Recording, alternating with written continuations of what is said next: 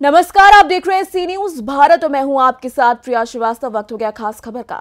महाविकास अघाड़ी के पूर्व विधायक प्रदीप जी नाइक ने हरगांव तांडा बस्ती में एक भव्य रैली निकाली, जिसमें भारी संख्या में लोग जुटे। रैली में राष्ट्रवादी कांग्रेस पार्टी यानी कि एनसीपी के वरिष्ठ कार्यकर्ता और समर्थक सक्रिय रूप से प्रचार कर रहे हैं। प्रदीप जी नाइक के नेतृत्व में आयोजित इस रैली ने स्थानीय जनता का जबरदस्त समर्थन प्राप्त किया। रैली में समाधान जाटव, राजेंद्र केशवे, ज्योतिबा दादा, कपिल नाइक, सचिन भाव, मेघराग यादव और साथ ही साथ फिरोज भैया, राहुल दादा और विनोद भाव जैसे प्रमुख कार्यकर्ताओं ने हिस्सा लिया। प्रदीप जी नाइक ने रैली में मौजूद जनता से संवाद करते हुए आगामी चुनावों में महाविकास आघाड़ी के उम्मीदवारों को भारी समर्थन देने की अपील की है। जाळं मजबूत झालेलं आहे। तसेच सगळ्यात प्रथम गाव म्हटलं की घाणेरडं पाणी म्हणतात, लोक पाणी पित नाही शहरातून आलेले, आणि प्रत्येक घरी जलजीवन मिशनची काम झालेले आहे। प्रत्येक गावोगावी जलजीवन मिशनची कामं आमदार साहेबांनी करून घेतलेली आहेत। तर बऱ्याच ठिकाणी कामं झालेली आहेत आणि त्यांच्या नावातच राम आहे आणि त्यांचं बोलत आहे काम। तर अशा ह्या माणसाबद्दल आपण खरोखर आदर व्यक्त करायला हवा आणि त्याच्या पाठीशी खरोखर सदैव उभं राहायला हवं।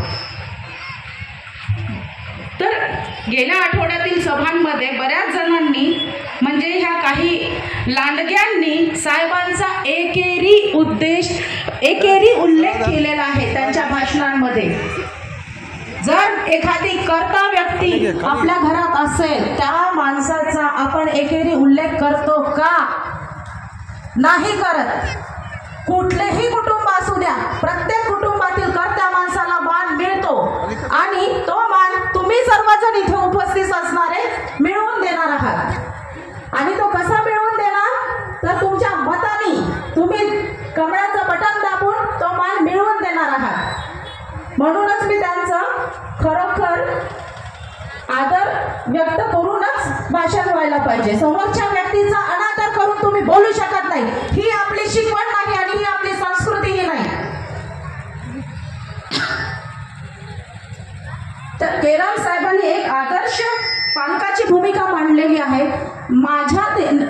माझ्या स्वतःच्या लक्षात हे आलं की मी बऱ्याच वेळेस सोबत असते साहेबांच्या। कधीही कोणी लेडीज असेल तर ताई, बहीण, थोडीशी छोट्या वयाची असेल तर बेटा म्हणूनच संबोधित करतात आणि वयस्कर असेल तर माय म्हणून बोलतात। हा मान खरोखर त्यांनी आपल्याला दिलेला आहे।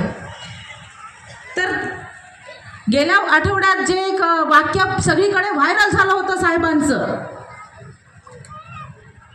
की मी गावात कशासाठी येऊ आणि तिथे येऊन काय करू, तर त्यांना तेवढी तळमळ आपल्याबद्दल वाटते म्हणून ते म्हणतात ते त्यांचंही आपल्यावर तेवढंच प्रेम आहे आणि एक वडील खरोखर आपल्यावरती प्रेम करतो हे दर्शवूनही देतोय।